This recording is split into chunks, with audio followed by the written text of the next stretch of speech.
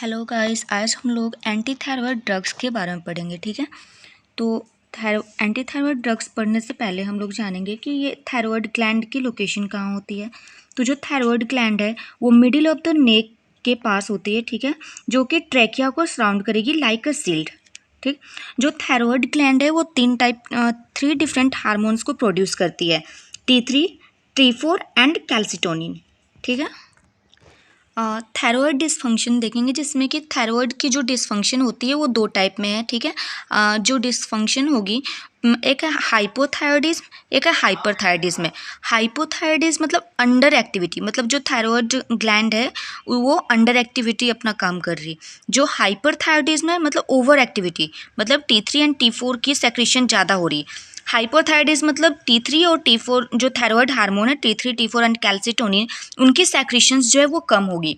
और हाइपरथायरॉयडिज्म मतलब जो T3, T4 और कैल्सिटोनिन जो थायराइड हार्मोन है, उनकी सेक्रेशंस जो है ज़्यादा होगी। ठीक है, हाइपोथायरॉयडिज्म जो है थायराइड डिसफंक्शन में मोस्ट कॉमन ये माना गया है। ठीक है, और जो deficiency of thyroid hormone in children, अगर बच्चों में थायराइड हार्मोन की डेफिशिएंसी होती है उसे हम लोग क्रेटिनिज्म बोलते हैं। ठीक है, और वही जब एडल्ट में हो, थायराइड हार्मोन की डेफिशिएंसी जब एडल्ट में होगा तो उसको हम लोग माइक्सोएडिमा बोलेंगे।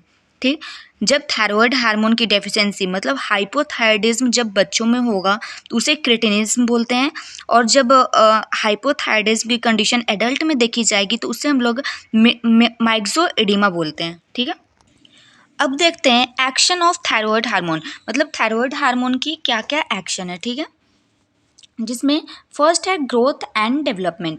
जो थायराइड हार्मोन है वो ग्रोथ एंड डेवलपमेंट में हेल्प करती है। जो T3, T4 है वो ग्रोथ हार्मोन, वो जो T3 एंड T4 है वो ग्रोथ एंड डेवलपमेंट में हेल्प करेगी। जिसमें क्रिटिनिज्म का अगर कंडीशन देखा जाए तो क्रिटिनिज्म जो है एक ऐसा सीवियर कंडीशन है जिसमें कि stunted physical and mental growth हो जाती है। ठीक है, due to deficiency of thyroid hormone in children.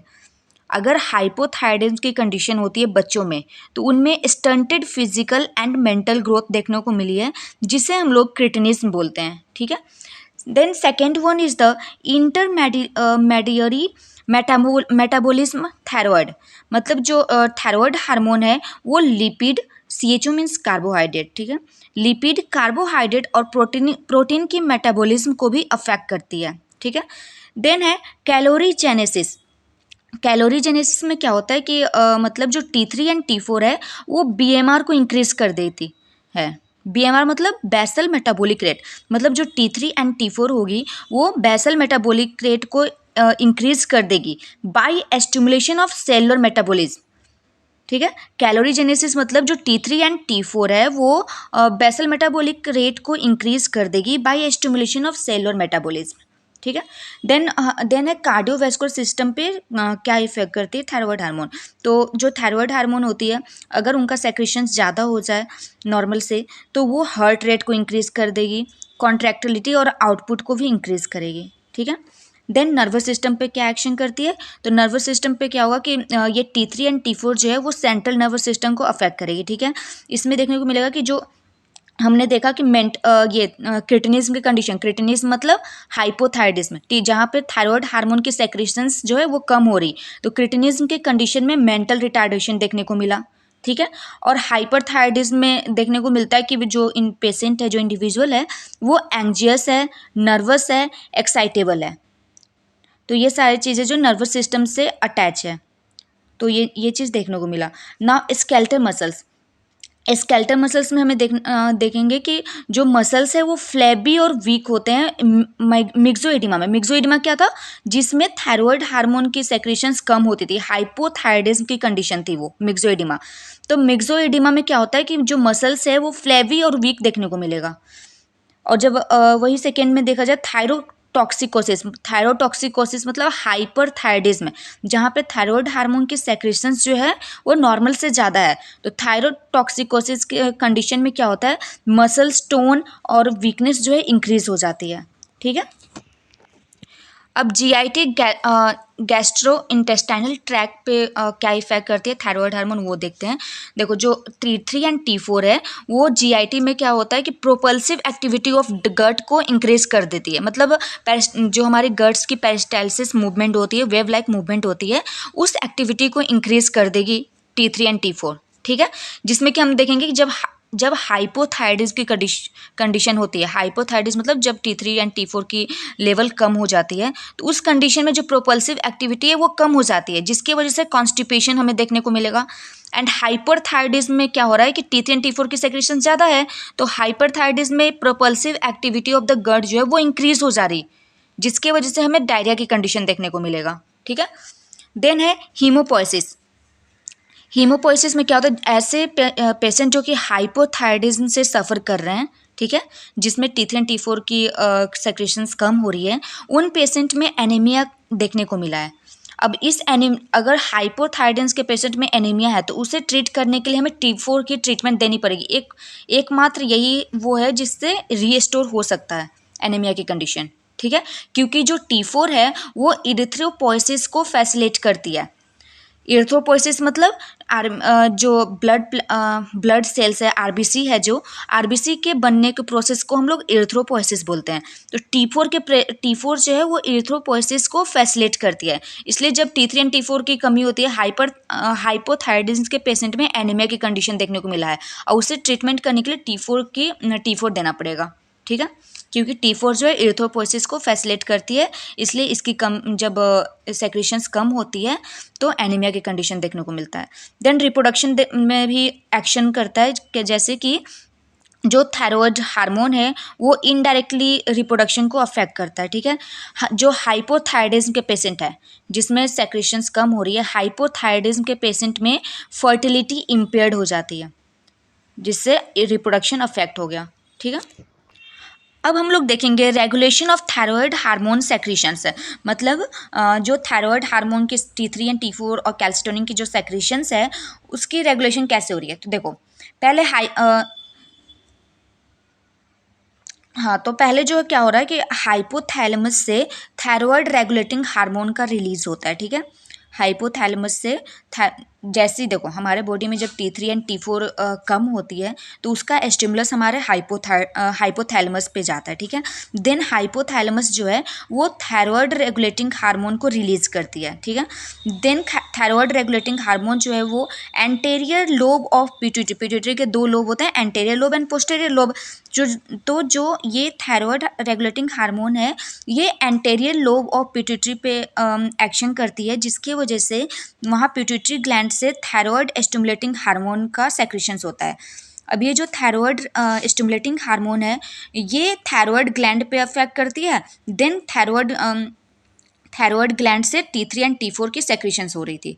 अब यही T3 एंड T4 जब कम हो जाएगी, जब कम हो रही थी हमारे बॉडी में, तो वो हाइपोथैलेमस के पास सिग्नल जा रही थी, जिसकी वजह से ये सारे मैकेनिज्म फिर से रिपीट होंगे, ठीक है। अब हम लोग देखेंगे synthesis, storage and release of thyroid hormone. मतलब थायराइड हार्मोन के सिंथेसिस, स्टोरेज और रिलीज कैसे हो रहा है, ठीक है। तो इसमें जो थायराइड हार्मोन है वो सिंथेसाइज्ड होती है और थायराइड फॉलिकल्स में स्टोर होती है। जो थायराइड हार्मोन है वो सिंथेसाइज्ड होकर के थायराइड फॉलिकल्स में स्टोर्ड होती है, ठीक है। और थायराइड हार्मोन के सिंथेसिस के लिए आयोडीन बहुत इसेंशियल है। Iodine is essentially required for its synthesis. और आयोडीन हमें कहाँ से, मेजर सोर्स क्या है आयोडीन लेने का, डाइट में हम लोग आयोडीन लेते हैं, ठीक है। तो जो थायराइड हार्मोन की सिंथेसिस है और स्टोर्ड होती है थायराइड फॉलिकल्स में, और ये थायराइड हार्मोन की सिंथेसिस के लिए आयोडीन बहुत इसेंशियल है। और आयोडीन का मेजर सोर्स क्या है, डाइट से हमें आयोडीन मिलती है। अब जो ये थायराइड हार्मोन की सिंथेसिस स्टोरेज होती है इसमें इसमें हमें 5 स्टेप देखने को मिलेगी, ठीक है। फर्स्ट है आयोडाइड ट्रैपिंग और iodide Uptake. Second one is the oxidation and iodination. Third one is the coupling and fourth one is the storage and release and fifth one is the peripheral conversion of T4 to T3। अब एक एक करके हम लोग इसे देखते हैं, ठीक है। तो फर्स्ट है हम लोग क्या पढ़ रहे हैं, synthesis, storage and release of thyroid hormone, ठीक। तो इसमें फर्स्ट क्या है, फर्स्ट है आयोडाइड ट्रैपिंग एंड और आयोडाइड अपटेक। तो इसमें क्या होता है कि जो हम लोग डाइट में जो आयोडीन लेते हैं, डाइट के थ्रू जो हम लोग आयोडीन लेते हैं, तो उस आयोडाइड आयंस को, वो आयोडाइड के फॉर्म में होता है, ठीक है। वो जो आयोडाइड आयंस है वो हमारे थायराइड ग्लैंड की जो फॉलिकुलर सेल्स है वो वहाँ से कंजर्व कर लेती है उसे। जो आयोडाइड आयंस ले रहे हैं वो जो है फॉलिकुलर सेल्स के द्वारा टेकन अप हो जाती है, वो फॉलिकुलर सेल्स जो है आयोडाइड आयंस को ले लेती है with the help of active transport mechanism, ठीक है। मतलब जो आयोडाइड आयंस है जो हमने डाइट के थ्रू लिया, वो आयोडाइड आयंस जो है फॉलिकुलर सेल ट्रैप कर लेती है। फॉलिकुलर सेल कहाँ होता है, थायराइड ग्लैंड में, by an active transport mechanism with the help of sodium iodide transporters. जब हम लोग डाइट में आयोडाइड आयंस लिए तो वो हमारे थायराइड ग्लैंड की जो फॉलिकुलर सेल है उस आयोडाइड आयंस को ट्रैप कर लेगी by active transport mechanism with the help of sodium iodide transporters, ठीक है। अब ये जो आयोडाइड आयंस हमने ले लिया, अब इस आयोडाइड आयंस का ऑक्सीडेशन एंड आयोडीनेशन होगा। जो हमने आयोडाइड आयंस लिया ना वो ऑक्सीडाइज हो जाएगी in the form of iodinium ions I+। जो हमने आयोडाइड आयंस डाइट में लिया जो कि फॉलिकुलर सेल्स ने ट्रैप किया था, तो अब वहाँ पे फॉलिकुलर सेल्स में क्या होगा कि जो आयोडाइड आयंस है वो ऑक्सीडाइज हो जाएगी आयोडीनियम में, आयोडीनियम आयंस में, by with the help of enzyme called thyroid peroxidase enzyme TPO। जो आयोडाइन आयंस है वो ऑक्सीडाइज हो जाएगी आयोडीनियम आयंस में with the help of enzyme called thyroid peroxidase enzyme, ठीक है। अब ये जो फॉर्म आयोडीनियम आयन का फॉर्मेशन हुआ ऑक्सीडाइज होने के बाद, जो आयोडाइड आयंस है वो आयोडीनियम आयंस में कन्वर्ट हो गया। अब ये जो आयोडीनियम आयंस जो फॉर्म है ये कॉम्बाइन होती है थायरोग्लोबुलिन से। थायरोग्लोबुलिन में थायरोसिन होता है, ठीक है। थायरोग्लोबुलिन क्या है, एक प्रोटीन है, इसमें थायरोसिन होता है। तो जो आयोडीनियम आयंस है वो थायरोसिन से अटैच होती है, कंबाइन होती है, और कंबाइन होकर के दो चीज़ का फॉर्मेशन करती है। एक है MIT, second one is the DIT। MIT means mono iodo tyrosine and DIT is the di iodo tyrosine. तो ये जो आयोडीनियम आयंस है ये जब टायरोसिन से कंबाइन होती है तो ये दो चीज़ का फॉर्मेशन करती है, mono iodo tyrosine and di iodo tyrosine, ठीक है। अब देखो इसमें मोनो आयोडो टायरोसिन मतलब मोनो मीन्स वन और आयोडो टायरोसिन मतलब जो हार्मोन है, ठीक है। मोनो मीन्स वन मतलब कि इसमें एक टायरोसिन है, मतलब मोनो आयोडोटायरोसिन में एक आयोडोटायरोसिन है, जबकि डाई आयोडोटायरोसिन में दो आयोडोटायरोसिन है, ठीक है। अब हम लोग T3 एंड T4 सोचो, T3 में 3 आयोडोटायरोसिन है एंड T4 में 4 आयोडोटायरोसिन है। तो अगर हमें T3 का फॉर्मेशन करना है, अब थोड़ा माइंड लगाना, अगर हमें T3 का फॉर्मेशन करना है तो हमारे पास तो यही दो फॉर्म है, मोनो आयोडोटायरोसिन एंड डाई आयोडोटायरोसिन, इसी को प्लस माइनस करके हमें T3 बनाना है। तो T3 कैसे बनेगा, अगर हम लोग मोनो आयोडोटायरोसिन का 1 यूनिट ले लें और डाई आयोडोटायरोसिन का 2 यूनिट ले लें, तो इसमें 1 है इसमें 2 है, तो 2 + 1 3 हो गया, तो T3 का फॉर्मेशन हो गया। वही अगर हमें T4 का फॉर्मेशन करना है, T4 फॉर्मेशन करने के लिए हमें क्या करना पड़ेगा, मतलब T4 के लिए हमें 4 ट्राई आयोडोटायरोसिन का चाहिए। अब इसके लिए हम लोग क्या कर सकते हैं, डाई आयोडोटायरोसिन जो है इसकी 2 यूनिट अगर हम लोग ले लें, डाई आयोडोटायरोसिन में दो टायरोसिन है ना, इसकी 2 यूनिट ले लें, 2 + 2 4, तो T4 की फॉर्मेशन हो जाएगी, ठीक है। अब ये जो प्लस माइनस होकर जो फॉर्मेशन हो रही है इसी को हम लोग कपलिंग बोलते हैं। आगे देखते हैं कपलिंग क्या है। तो कपलिंग जो है सिंथेसिस ऑफ थायराइड हार्मोन का एक फाइनल स्टेप है, ठीक है। कपलिंग एक ऑक्सीडेटिव रिएक्शन है, इसे भी सेम जो थायराइड एंजाइम थी ना, थायराइड पेरोक्सीडेज एंजाइम, जो कि यहाँ पे ऑक्सीडेशन और आयोडीनेशन में हेल्प कर रही थी, वही सेम एंजाइम यहाँ कपलिंग में भी हेल्प करेगी, ठीक है। इसमें क्या होगा, इस रिएक्शन में कपलिंग रिएक्शन में क्या होगा कि 2 molecules of di iodotyrosine couple to form T4, मतलब कि डाई आयोडोटायरोसिन में 2 टायरोसिन है, 2 + 2 2 मॉलिक्यूल ऑफ DIT अगर हम लोग ऐड कर लेते हैं तो T4 का फॉर्मेशन हो जाएगी। And second is the 1 molecule of mono iodotyrosine couple with 1 molecule of di iodotyrosine to form T3।